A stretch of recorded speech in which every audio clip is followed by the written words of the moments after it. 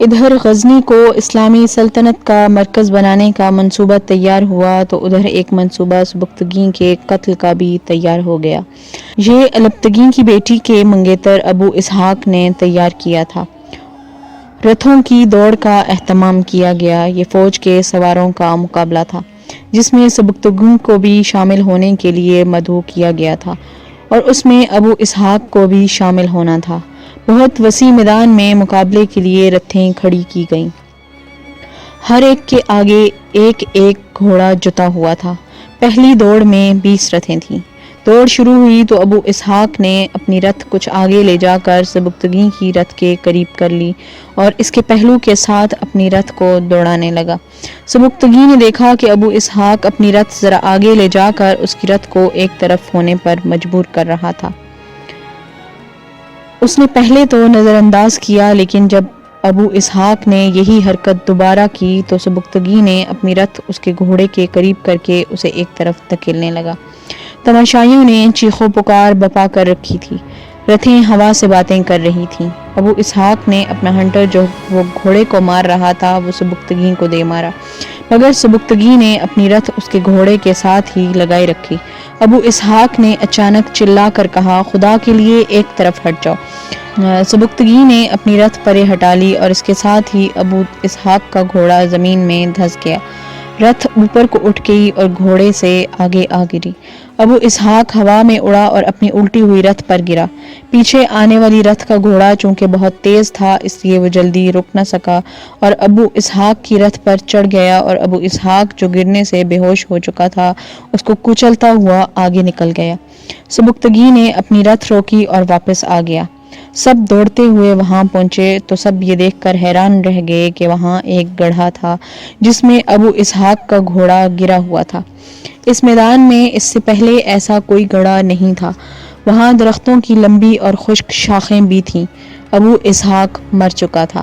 یہ واقعہ سب کے لیے بہت حیران کن تھا۔ اسی وقت تحقیقات شروع ہو گئیں۔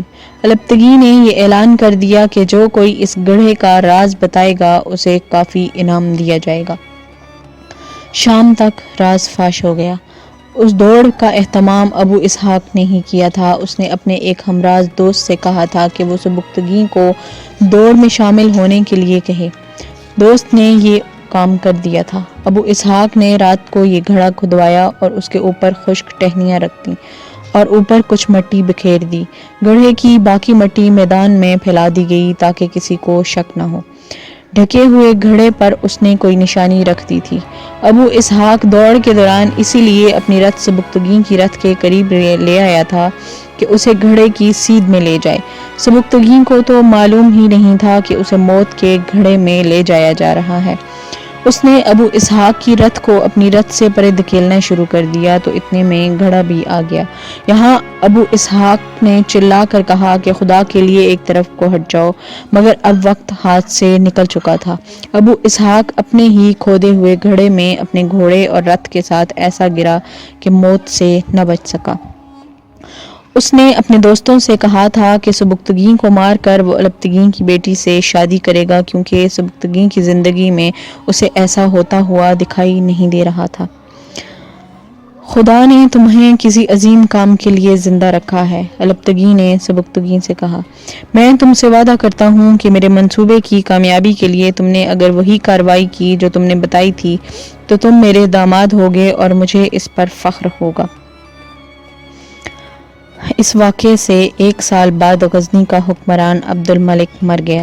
الپتگین نے اپنے اثر و رسوخ سے کوشش کی کہ عبد الملک کا چھوٹا بیٹا تخت نشین ہو، لیکن بڑے بھائی منصور کی موجودگی میں الپتگین کی یہ خواہش پوری نہ ہو سکی۔ 2 روز بعد سبکتگین 300 منتخب سواروں کے ساتھ غزنی گیا اور ظاہر یہ کیا کہ وہ بخارا کے لوگوں کی طرف سے مبارکباد پیش کرنے آیا ہے، مگر اس نے اندر جا کر منصور کو گرفتار کر لیا اور اس کے سواروں نے ہدایت کے مطابق محافظ دستے کو گھیرے میں لے کر ہتھیار ڈلوا دیے۔ منصوبے کی اگلی کڑی کے مطابق الپتگین نے جو فوج کے ساتھ غزنی کے قریب آ چکا تھا طوفان کی طرح آ کر شہر کے اہم مقامات پر قبضہ کر لیا۔ گلیوں اور بازاروں میں اعلان ہونے لگے، لوگوں، ظالموں کی حکومت ختم ہو چکی ہے۔ ہم عدل و انصاف لائے ہیں، ہم اللہ اور اس کے رسول صلی اللہ علیہ وسلم کی حکمرانی لائے ہیں۔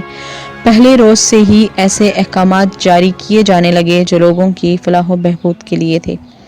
اس طرح جوں دن گزرتے گئے لوگ نمایاں طور پر محسوس کرنے لگے کہ ظلم و تشدد، تنگ دستی اور بے انصافی کا دور ختم ہو چکا ہے۔ انہوں نے دل و جان سے اس نئی حکومت کو قبول کر لیا۔ البتگین کی حکومت 962 میں قائم ہوئی تھی۔ اس نے سبکتگین کو امیر الامراء بنا دیا اور اپنی بیٹی کی شادی اس کے ساتھ کر دی، مگر اگلے ہی سال 963 میں البتگین اچانک مر گیا۔ اس کے بیٹے اسحاق نے باپ کی گدی سنبھال لی، مگر خوشامدیوں اور چاپلوس قسم کے مشیروں کے گھیرے میں آ گیا۔ وہ اس سے اپنے مطلب اور مفاد کے احکام صادر کروانے لگے جو اس کے باپ کے احکامات کے بالکل الٹ تھے۔ لوگ ایک بار پھر پریشان ہونے لگے۔ امیر سبکتگی نے ایک بار پھر دانشمندی اور جرأت کا مظاہرہ کیا اور ایک صبح لوگوں نے یہ خبر سن کر سکون کا سانس لیا کہ ان کے حاکم اسحاق کو قید خانے میں ڈال دیا گیا ہے اور ان کا نیا سلطان سبکتگی ہے۔ اس نے فوج اور لوگوں کے دل جیت کر کچھ اور علاقے اپنی سلطنت میں شامل کر لیے اور سب سے پہلے ہندوستان کی طرف توجہ دی۔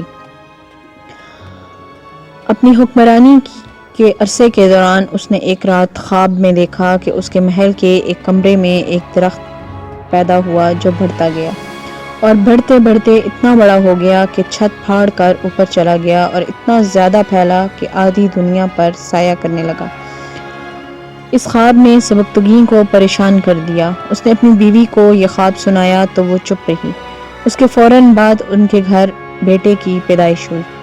اس سے ان کی پریشانی آپ ہی آپ دور ہو گئی۔ اس کی بیوی نے اس سے کہا، آپ کے خواب کی تعبیر آپ کے سامنے آ گئی ہے۔ میں نے اس بچے کو جنم دے دیا ہے جو باطل شکن ہوگا۔ آج محرم کی 10ویں ہے، آپ اس اشارے کو سمجھیں۔ سبکتگی نے بچے کا نام محمود رکھا۔ بچہ زیادہ خوبصورت نہیں تھا، اس کا رنگ گہرا سانولا تھا، مگر سبکتگی نے اسے اپنی توجہ کا مرکز بنا لیا۔ بچپن ہی میں اسے قرآن پاک حفظ کرانا شروع کر دیا۔ اس کے لیے خاص اتالیق رکھے جنہوں نے محمود کو علم بھی دیا اور جنگی تربیت بھی۔ وہ 15 سال کا ہوا تو باپ اسے راجہ جے پال کے خلاف جنگ میں لے گیا۔ اسے ہندوؤں کے خلاف لڑا کر کہا، تم بت شکن بنو گے، اور یوں نوشیروان عادل کی نسل سے ایک بت شکن پیدا ہوا۔